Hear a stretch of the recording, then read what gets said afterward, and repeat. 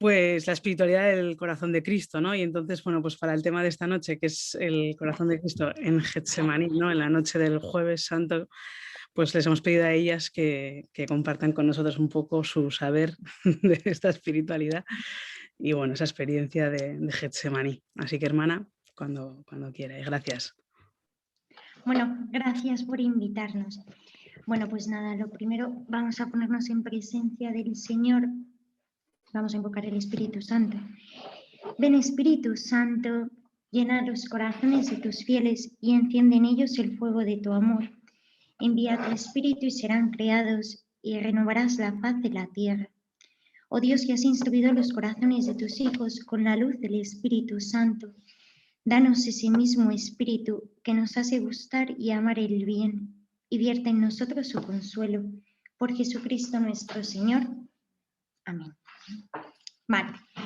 Pues bueno, muchas gracias por habernos invitado. Y bueno, pues para hablar un poco de esto, de lo que es el corazón de Jesús y cómo vivió el Señor, pues aquel momento en Getsemaní, es bueno que primero como que hagamos un recuento de lo que vivió antes el Señor, ¿no? Cuando llega el Señor en Getsemaní, realmente ya muchas cosas se agolpaban en su corazón, ¿no? Dice el Evangelio que antes de ir a Getsemaní estuvieron en el cenáculo y allí pues el Señor primero instituyó la última cena, ¿no? Que vemos que ahí el Señor se da totalmente y se queda con los suyos, ¿no? Tiene ese desprendimiento del corazón. Lava los pies a sus discípulos, que también ofrece la redención. Luego también el Señor en ese momento pues ve a Juan, que pone su cabeza en su costado, ¿no? Aquel discípulo que él amaba, aquel que tenía sintonía con él, en el que el corazón del Señor podía descansar. Luego también vemos a Judas, ¿no? El Señor sabía claramente que Judas le iba a traicionar. Dice el Evangelio de San Juan que cuando el Señor le dio el pan untado, detrás de él entró el demonio.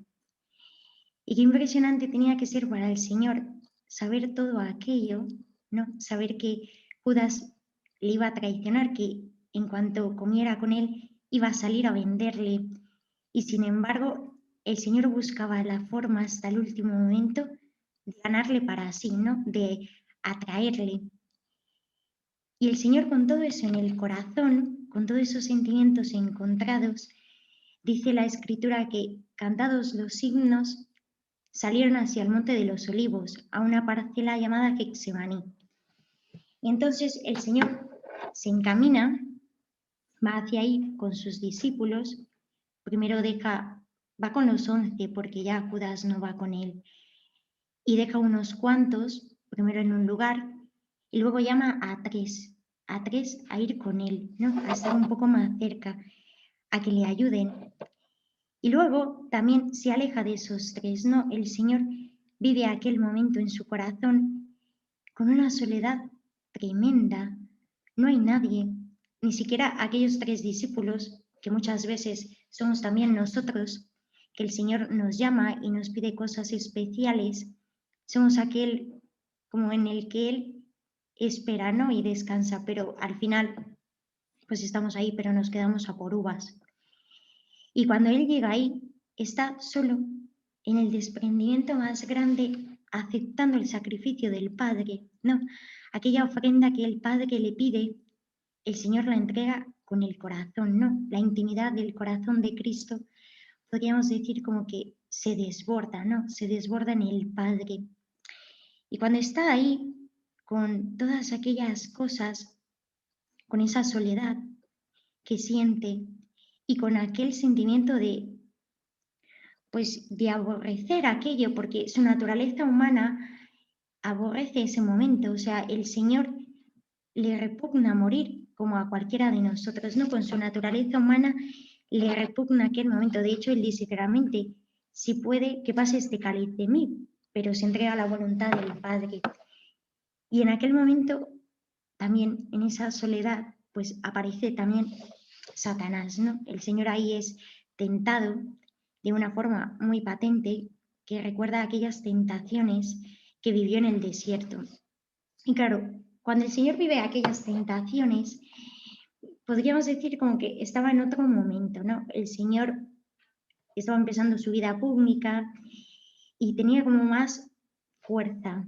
O sea, aquí también tenía toda la fuerza porque de verdad tenía su naturaleza divina también, pero en aquel momento estaba hecho polvo, o sea, tenía todo esto encima y el demonio vuelve a tentarle igual. Y le tienta con una tentación que es muy común, que es una tentación como de desolación, de desánimo, de desaliento, ¿no? De hacerle pensar y hacerle creer que aquella sangre pues no va a servir para nada, ¿no? Mira, aquel a Judas, aquel que su nombre fue pronunciado por el Padre en esa noche en la que Cristo oró en una montaña y el Padre le dijo expresamente los nombres de los que tenía que elegir.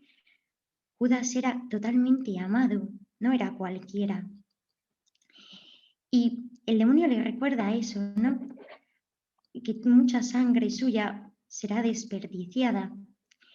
Y eso también nos pasa a nosotros. Es como que se vuelve a repetir, ¿no? Muchas veces también en nuestra vida cotidiana, pues tenemos como esa tentación de desolación, como de desánimo, ¿no? ¿Cuántas veces no? Hay mucha gente pues que dice, yo con todo lo que he rezado y todavía pues no logro superar esto. Yo con todo lo que he pedido y mi hijo parece que cada vez va pues como por peor camino. Yo no sé si tengo que seguir haciendo esto porque no me da resultado, parece que Dios no me oye.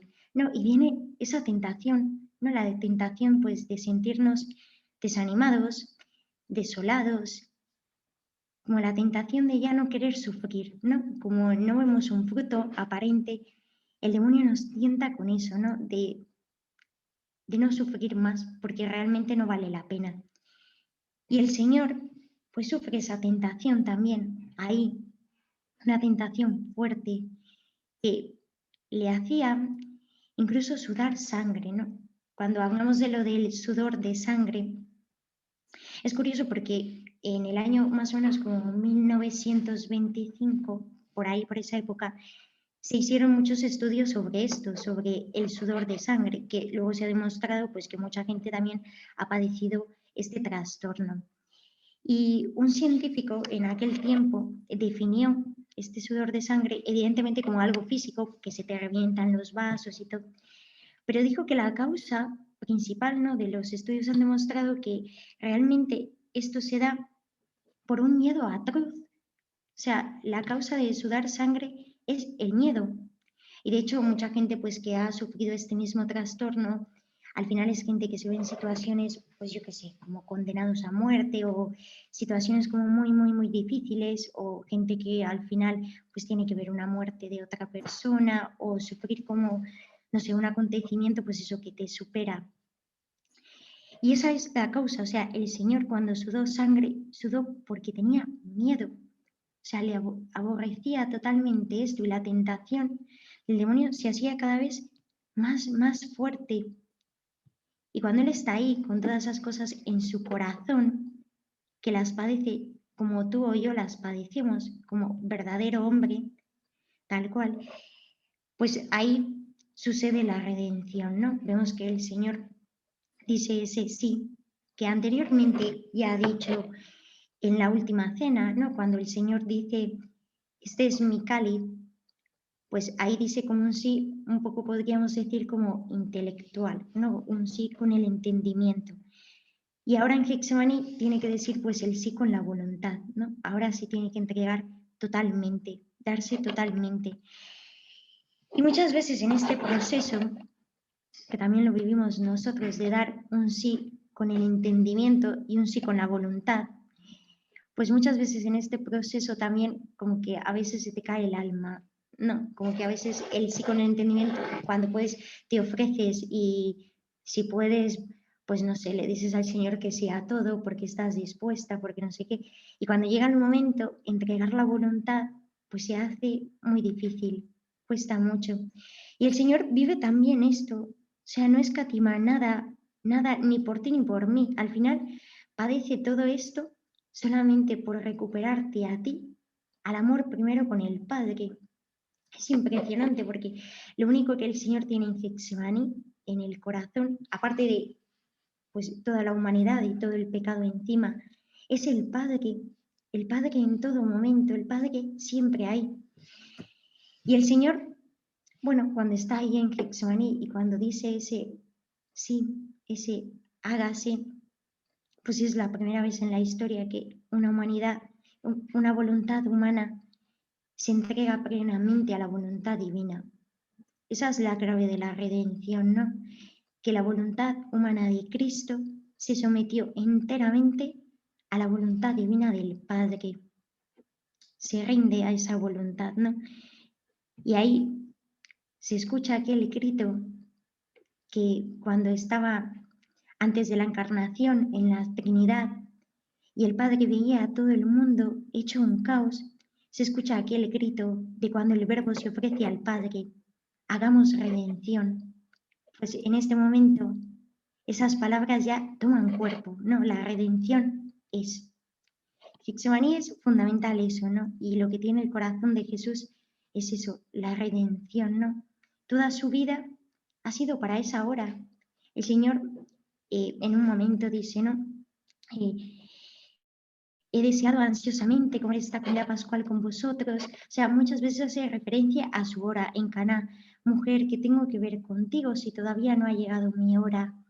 Hace mucha referencia a su hora, porque toda su vida está destinada para esta hora, ¿no? Para el momento de la redención. Y este es como el momento cumbre, porque aunque luego vemos que en la pasión física, evidentemente el Señor pues sufrió y padeció y en la cruz nos entrega su corazón, pero el momento de Getsemaní es un momento fundamental, porque si en este momento no hubiera habido pasión, es el momento en el que el Señor, con su voluntad, nos devuelve al Padre, ¿no? Desde este momento, yo, aunque peque, y tú, aunque peques, cuando el Padre te mire, no tienes culpa, porque toda la culpa la lleva Cristo, toda. Desde aquel momento ya no tenemos culpa ante el Padre, ya somos, pues como al principio, ¿no? La obra más hermosa de sus manos. Y cuando contemplamos esto, hay una cosa muy bonita que yo creo que pocas veces se habla de ella y que vale la pena mencionarlo, que es el Padre, ¿no? Todo lo que el corazón de Cristo tiene es el Padre, la voluntad del Padre. El Señor menciona al Padre en el Evangelio un montón de veces, o sea, siempre, da igual si es con los fariseos, con los discípulos, con la gente que se le pone al lado para escucharle, con los que acaban de llegar, Él siempre menciona al Padre, a su Padre. Y aquí, en Getsemaní, pues Él sufre un poco como el descargo de la cólera divina, ¿no? Jesús es todo pecado. En Getsemaní, el que no conoció pecado, se hizo pecado por nosotros y se muestra así al Padre, ¿no? Aquello que es totalmente repugnante y contrario a la naturaleza divina, pues Cristo se presenta así ante su Padre y el Padre padece en Getsemaní. El sufrimiento del Padre en Getsemaní casi nunca se suele mencionar porque, no sé, porque normalmente como que nos centramos en la figura de Cristo, que creo que es en ese momento muy importante, pero al final no se puede contemplar Getsemaní sin contemplar al Padre, que es como ilógico, porque al final todo lo que tiene el corazón del Señor es su Padre. Y mirad, hay una cosa muy bonita que yo cuando la entendí a mí me hizo mucho bien y os la comparto, que tiene que ver con el pasaje del bautismo, que va muy unido también a Getsemaní, ¿no? El principio de la vida pública del Señor, el bautismo y las tentaciones, pues aquí se vuelven a vivir, ¿no? Es como que su inicio y su final pues están como muy unidos. Y en el bautismo, el Señor, cuando se va a bautizar, el Señor sabe que evidentemente Él no tiene pecado, ¿no? Va donde Juan el Bautista para bautizarse con el bautismo de conversión, pero Él no tenía ningún pecado.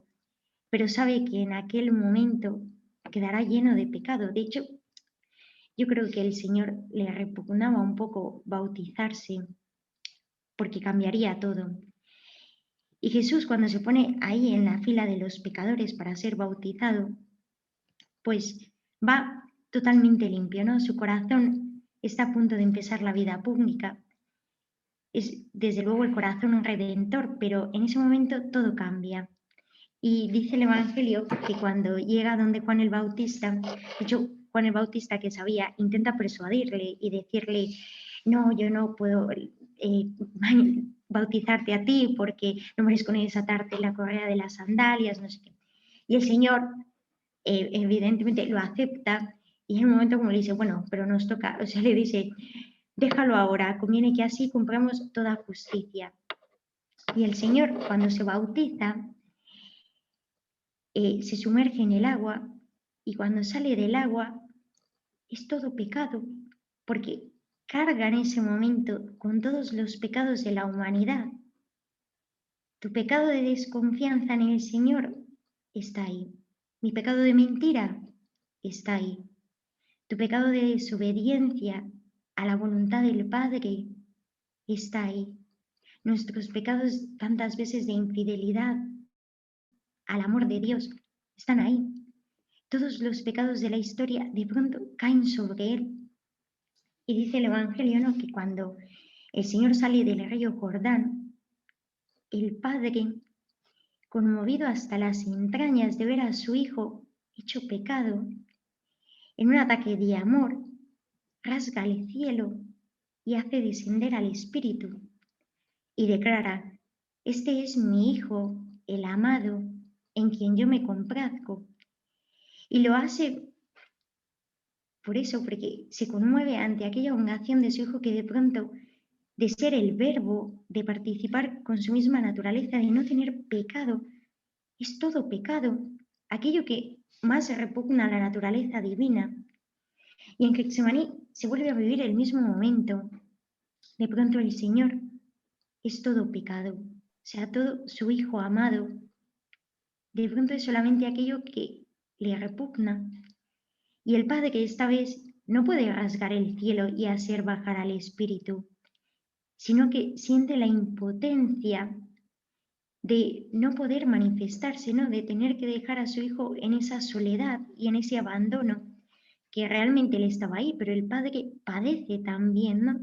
Padece también aquella tentación que sufre Cristo, lucha también con él para que el Señor diga, hágase, sí, y sufre enormemente, ¿no? Es como una madre que ve a su niño pequeño irse por un precipicio. ¿Qué madre, no, viendo a su niño irse por un precipicio, no daría la vida por salvarle? Y si tuviera que verlo sin poder hacer nada, el sentimiento de impotencia le destrozaría el alma. O sea, el dolor sería funesto. Y el padre sufre así, sufre de ver a su hijo así, pero sufre con un sentimiento de impotencia, ¿no?, de ver a su hijo de pronto hecho pecado y de ver que todo nuestro pecado estaba sobre él y que como solamente él podía cargar con ese pecado, pues la culpa merecida por aquel pecado la vive Cristo por todos, por mi pecado y por el tuyo.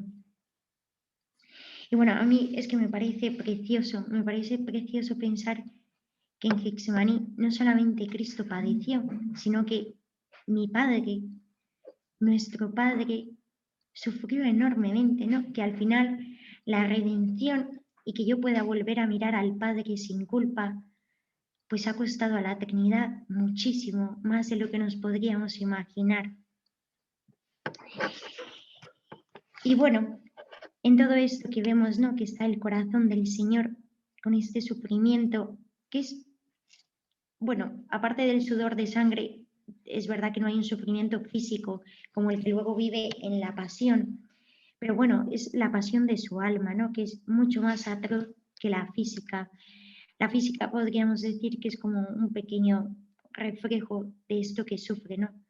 Muchas veces nuestro sufrimiento moral es mucho más difícil que el sufrimiento físico.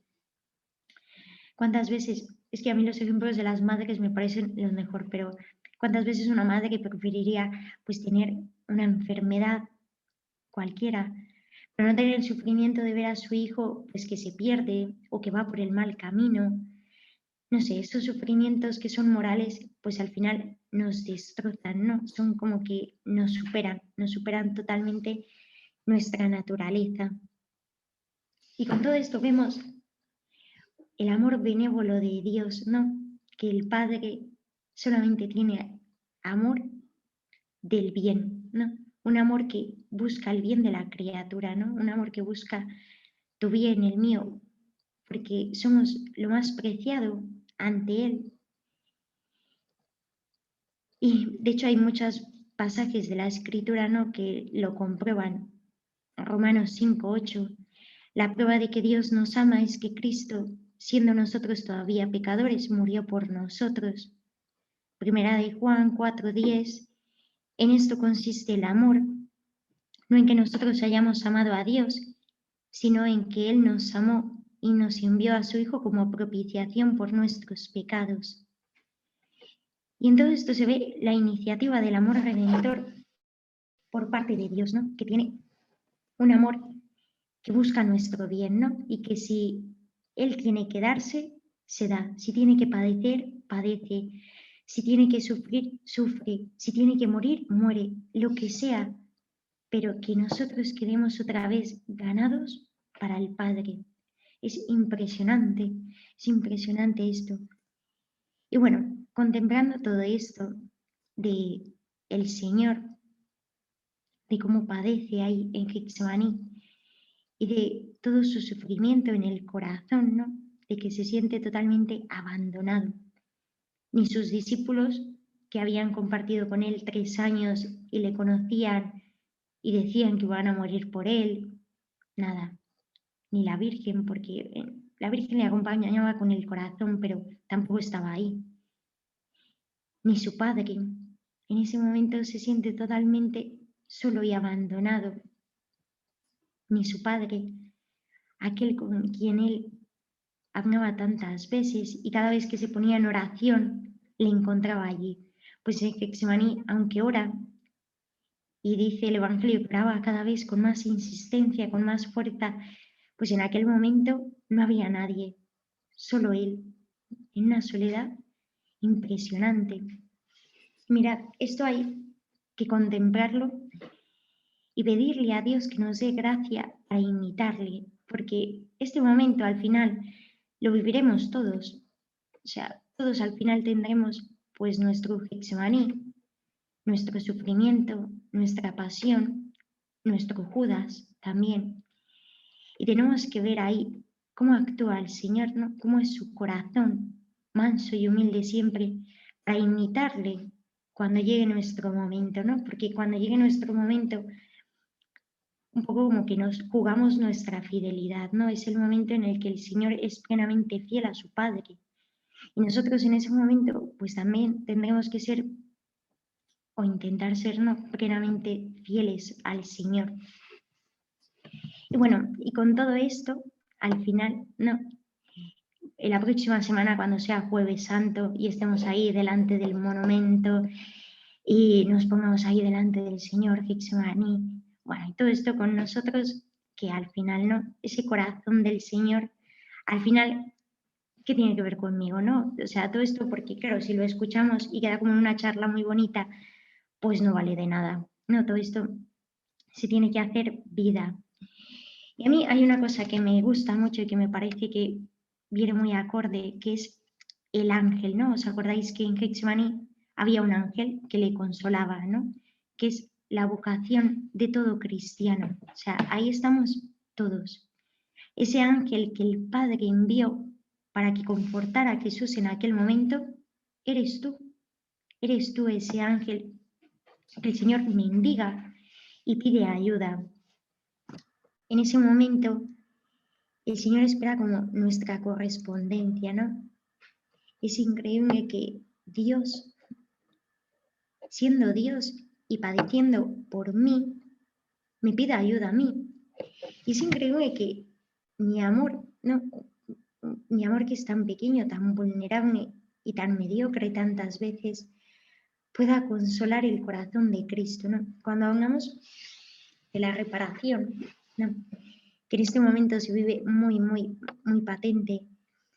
Claro, cuando hablamos de la reparación a veces nos parece como que es, yo he escuchado a mucha gente que le parece como que la reparación, no sé, casi que tienes que estar todo el día haciendo penitencias y sacrificándote en todo y no puedes tener vida porque si no, no sabes cómo reparar. No sé, a veces como que lo de la reparación suena un poco como en plan, pues que te fastidian la vida, no sé. O sea, es como, todo es malo, no puedo hacer nada, entonces menudo fastidio.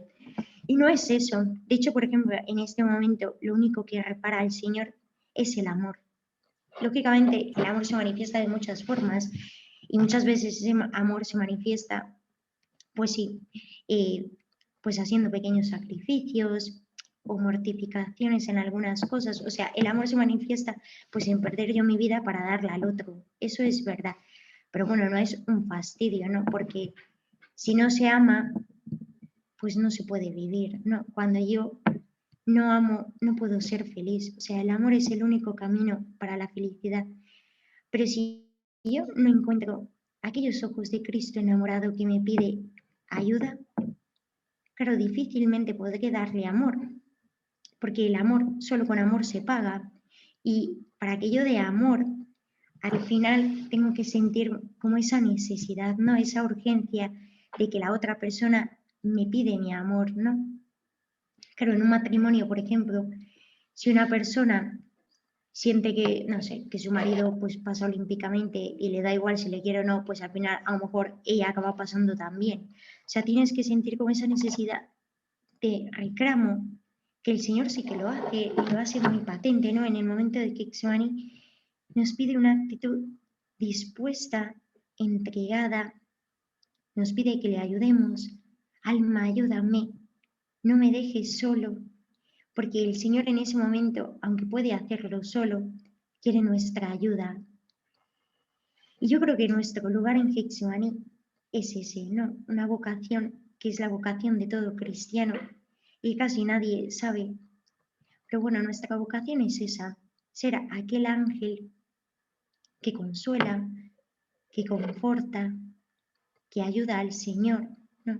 El próximo jueves, el jueves de la próxima semana, cuando contempléis este momento, yo no sé, con el toque de queda y toda esta historia, lo vemos en la cama, porque afuera no se puede ir a ninguna parte, pero incluso en la cama, no sé, o sea, el corazón tiene que estar unido al corazón del Señor, que padece, y que no hay que hacer grandes cosas, no, lo que cuenta es el amor con que nos demos, el amor con que nos entreguemos, el amor con que hagamos vida y demos vida verdadera.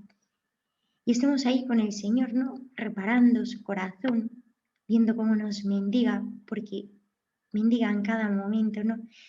A mí es que me llama mucho la atención y me sorprende cómo muchas veces, ¿no? Como que nos conmovemos, y está muy bien, ¿eh? Por muchas cosas que pasan pues ahora, yo qué sé, lo de la eutanasia, el aborto, no sé qué, y como que nos hiere profundamente y está muy bien. Pero a veces todo lo que es del Señor, pues casi que nos deja como indiferentes, o sea, no nos conmueve nada. Y al final yo creo que si no nos conmueve es porque todavía no hemos contemplado a Cristo que mendiga. Hay que pedir esa gracia, pedirla en esta Semana Santa, que el Señor nos dé a experimentar de verdad en el corazón que Cristo nos mendiga el amor. Porque una vez experimentado esto, Santa Teresa de Jesús decía que cuando se vive ya esa experiencia, pues al final el amor como que te urge, ¿no? De hecho ya decía esa frase, el amor con amor se paga. O sea, al final, si tú sientes que te piden amor, no te queda otra que dar amor, porque hay algo en el corazón que te urge tanto que no hay como más escapatoria, no hay como más salida. Así que tenemos que pedir esa gracia de ser aquel ángel que ama con el corazón de Cristo, ¿no? Que está totalmente en sintonía con Él, que su corazón es el corazón del Señor, que mira a Cristo para aprender, ¿no? Para aprender a vivir nuestras pasiones cuando lleguen, que mira a Jesús en su gran momento de fidelidad al Padre, que mira cómo mira Él al Padre, cómo se siente solo, cómo padece, cómo llora, todo. Y que luego te mira a ti, que estás ahí, en la figura de aquel ángel, y te mira con esos ojos en los que no hay nadie más, no. Hay una necesidad y una urgencia por parte del Señor que mendiga, y si pudiera te suplicaría que estés ahí, que no le dejes solo, que repares aquel momento, ¿no? Que entregues tu corazón al corazón de Él para aliviar aquel dolor. Y bueno, yo creo que un acto, bueno, esto también lo dicen muchos teólogos y todo, que un acto, por muy pequeño que sea, si está cargado de amor, repara enormemente el corazón de Cristo. Al final es increíble que Él haya padecido eso por nosotros y seamos nosotros los que le aliviemos de aquel sufrimiento. Pero bueno, las cosas del Señor son así. Así que, bueno, pues nada, yo os invito a que pidáis esa gracia, ¿no? La gracia de que el Señor nos enseñe a consolarle, a reparar, sobre todo que nos dé urgencia, porque cuando el corazón de verdad contempla a Cristo que le urge, es que ya ni siquiera puede decidir. Hay algo como que le lleva inevitablemente, ¿no? Como a darse, a entregarse, a querer aliviar el corazón de Cristo, ¿no? A querer ir en sintonía. Es como algo que ya ni siquiera depende de ti, porque evidentemente con tu voluntad siempre puedes decir que no. Pero el amor de Cristo es más fuerte, ¿no? Y al final, pues eso, si contemplamos de verdad a Cristo en Getsemaní, que nos surge y que nos mira y que suplica, si de verdad escuchamos, alma, ayúdame, no me dejes solo, pues eso mismo nos llevará a responder, ¿no? Y a que cuando llegue aquella pasión en nuestra vida podamos actuar como Él. Y aunque ahora, pues si no vivimos ninguna pasión, pues nuestro corazón esté totalmente unido a Él, ¿no? A que el Jueves Santo pues podamos vivir así, sea como sea, donde estemos, pues nuestro corazón unido a Él, reparando, ¿no? Consolándole, haciendo actos de amor para que Él pueda aliviar un poco su sufrimiento, porque es totalmente cierto y vivo que ahora padece y sufre aquel momento exactamente igual. Evidentemente no cruentamente, porque el momento de Getsemaní no se vive ahora, pero en el espíritu sí, su alma padece igual. Y bueno, pues yo creo que ya está. Muchas gracias. Nada, dime. Un poco de preguntas, un poco de conversación. Me pregunto, porque hay gente que me escribe preguntas, ¿vale? Entonces, una de las preguntas que me llega es, en la soledad del huerto, es ¿En verdad la que soledad? en la soledad del huerto, si realmente Cristo pues, vivía la visión beatífica, ¿no? Como que toda su vida veía al Padre también, ¿no? Como que el Padre y el Hijo se miran siempre, ¿no? Si en ese momento dejó de ver al Padre, o sea, esa visión beatífica, esa unión entre ellos, ¿cómo fue? Vale, pues a ver, evidentemente es un misterio también, ¿no? O sea, mucha gente ha escrito de esto y muchos teólogos y todo. Pero yo creo que ante todo es un misterio que, bueno, que tenemos que acercarnos un poco como, pues como de puntillas, ¿no? Porque es como una cosa, no sé, que te sobrecoge y que yo creo que lo mayor, aparte de instruirse y todo, es contemplar. Pues a ver, teológicamente, un poco en aquel momento no. O sea, el Señor padeció totalmente. Evidentemente tenía su naturaleza divina también. Tenía su naturaleza humana y su naturaleza divina. Pero en aquel momento de Getsemaní, su naturaleza humana, por decirlo así, como que recobra más fuerza. Y en aquel momento siente la soledad del Padre tal cual. O sea, no le siente, ni le ve, ni le oye. De hecho, el Padre envía a aquel ángel para que le confortara, pero tampoco dice el Evangelio que viera al ángel, no lo sabemos, a lo mejor ni al ángel le veía, a lo mejor sí, no lo sabemos, pero al Padre no, o sea, vive esa soledad totalmente. Otra cosa es que él, con su corazón humano, sabía que el Padre estaba ahí, ¿no? Como yo, que no veo al Padre, ni a la Trinidad, ni a Jesús, pero bueno, sé que el Señor está conmigo, ¿no? Pues él lo sabía de esa forma, pero vive totalmente solo y totalmente como que siente, ¿no? Esa, no sé cómo decirlo, como ese abandono por parte del Padre. Y sí, es verdad que ahí su naturaleza humana recobra mucha fuerza, aunque sigue teniendo la naturaleza divina, pero en aquel momento no, padece y padece totalmente y en todos los sentidos. Que esto también es, en cierta manera, pues necesario para la redención del hombre, ¿no? O sea, que él lo haga también en cuanto hombre, que esa voluntad total se someta, ¿no? Y por eso también esa oscuridad que lo haga como hombre total, ¿no? Que para que nos redima a todos, a toda la humanidad, ¿no? Entonces, también es como un consuelo muy grande para las personas que viven esa oscuridad, ¿no? Que él también, pues como que la quiso vivir por ellos, ¿no? O con ellos, ¿no? Que entonces, Sí, me refiero a cómo, cómo acercarnos, porque muchas veces nos cuesta como acercarnos al Señor en esa oscuridad y como que al no entenderle, como que le vemos más lejano todavía, pero realmente se hace de una manera aún más cercana a todos nosotros, ¿no? sí. Hombre, es verdad que cuando tienes un sufrimiento muy grande, encima, vamos, no te acuerdas ni que Cristo ha padecido por ti ni que ha pasado lo mismo, ni nada. Te parece como que el Señor al final, como dice mucha gente, aunque padeció era Dios también y entonces como que le alivia su sufrimiento.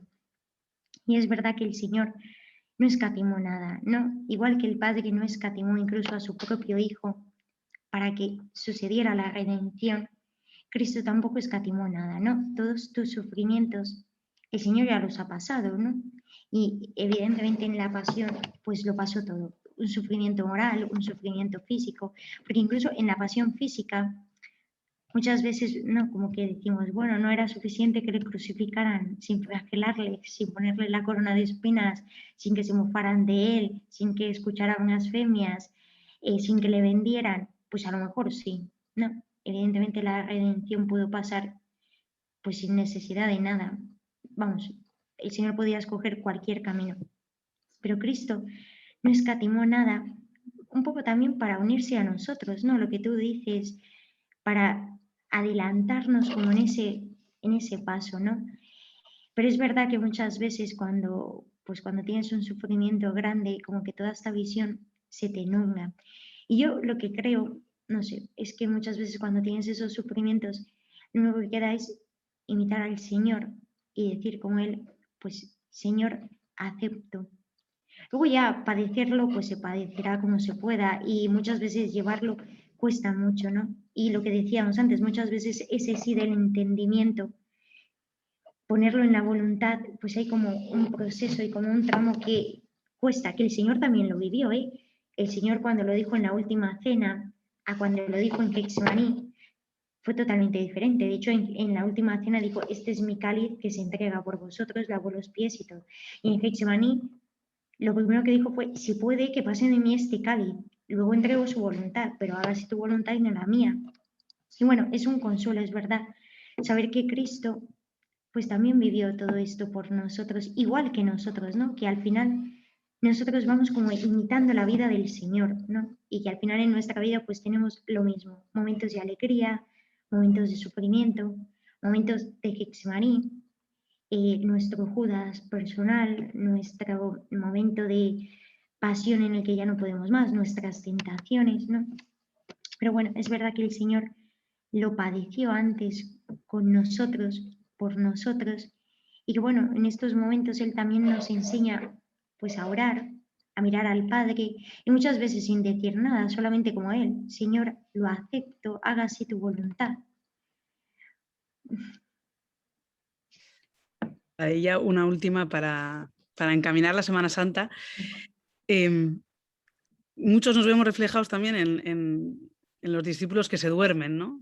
Que como esa tibieza también, ¿no? Y Y también hay autores que dicen que es como lo que más incluso repugnó, ¿no? La tibieza de muchos de nosotros, ¿no? Que al final el Señor, pues que eso le causó también como mucho dolor. Entonces, como último, no sé, igual usted nos puede dar un consejo, ¿no? Para la Semana Santa, para no dormirnos.